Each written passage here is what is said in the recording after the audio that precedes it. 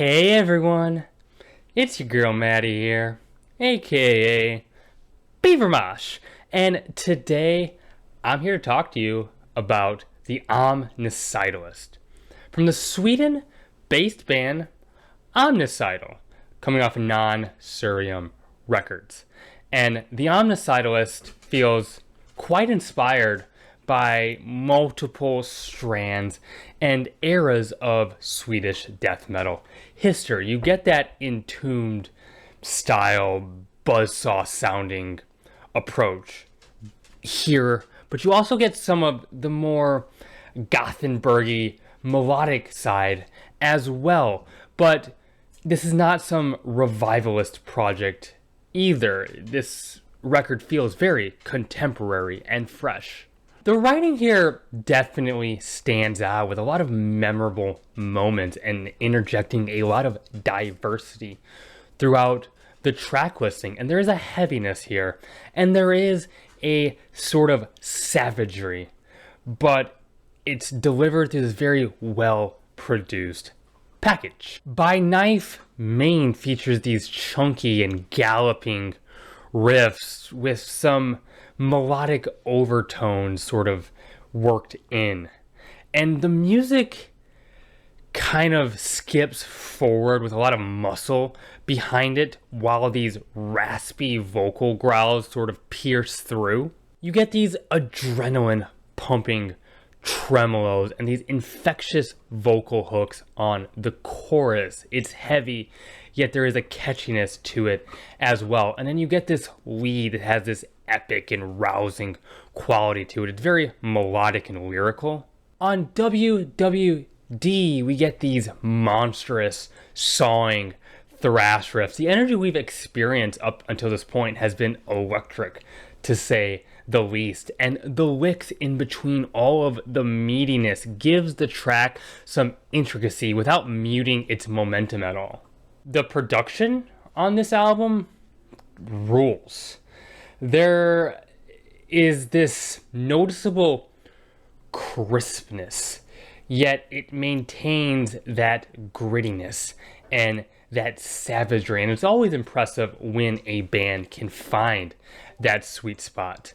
And the band does this thing where they will kind of build up to a physical peak and then kind of find ways to repeat that motif and make these big epic moments, as they do multiple times on this album. The Passenger makes way for these slow, murky grooves. The riffs sort of chug along with a lot of power to create this deep, dense sense of dread.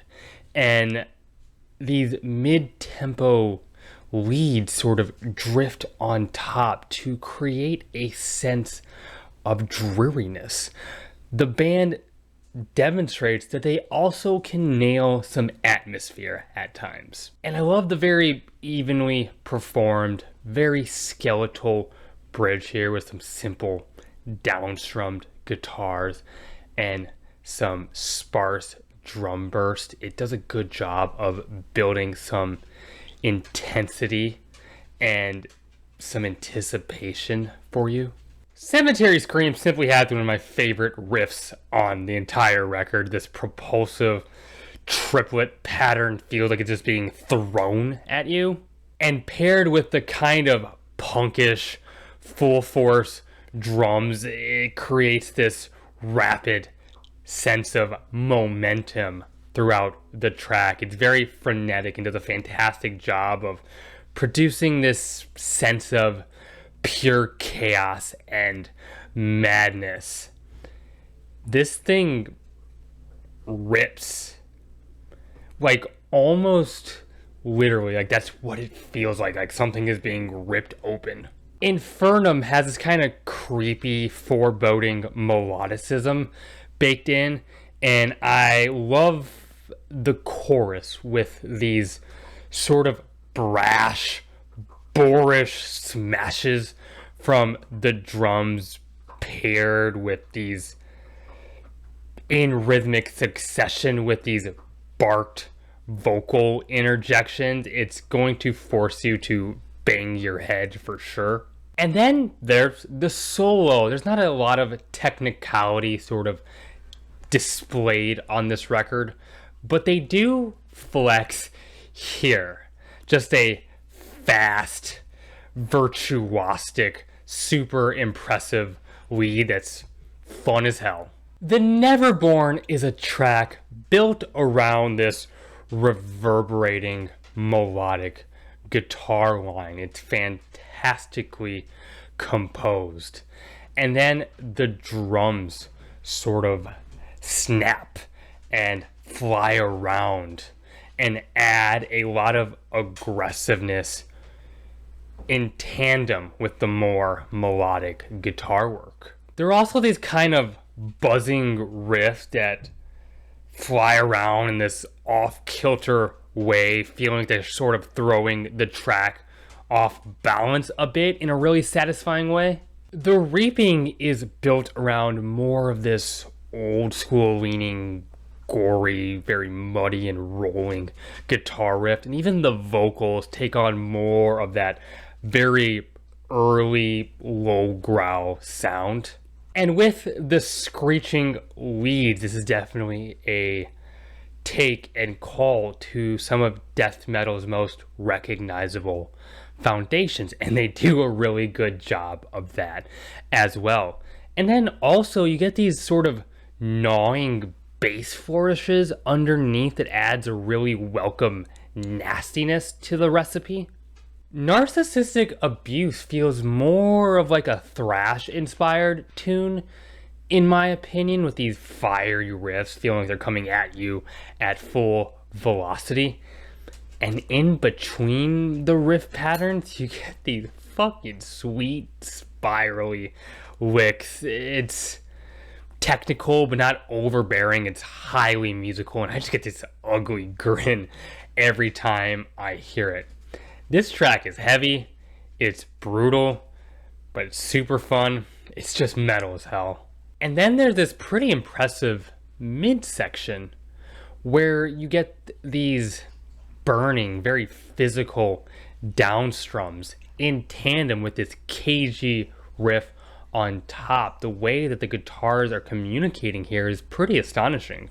10 Shots feels very sort of in flames, like with these melodic overtones built into the more chunky guitar riffs. And the drums do this skipping and sort of syncopated thing. It gives the track an interesting hop to it.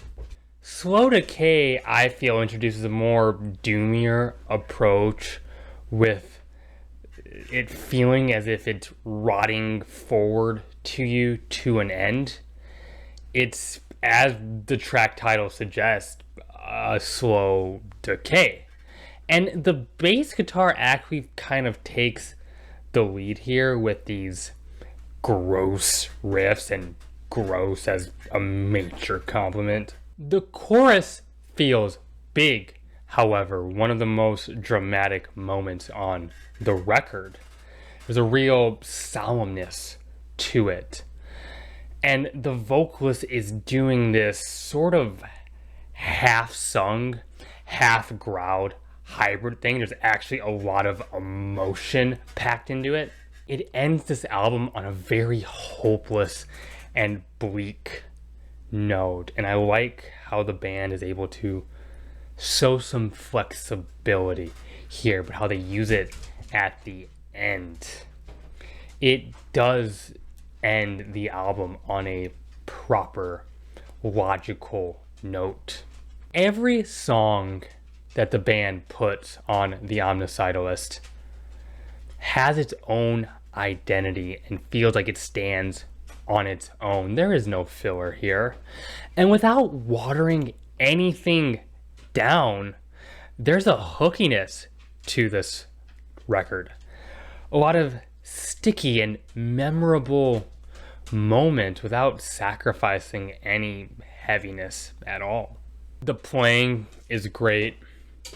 The production is solid. The instrumentation, the layering, the vocals, it's all here. It's just a great death metal record, and one that any fan of the genre should pay attention to and at least give a shot. And those are my thoughts. If you enjoyed this video, hit the like button. It'd mean the world to me if you'd consider subscribing. Leave a comment. I love engaging with those. I have a Twitter you can follow, link to that, bio of this YouTube channel. And hey, my name is Maddie, aka Beaver Mush, and I'm signing off.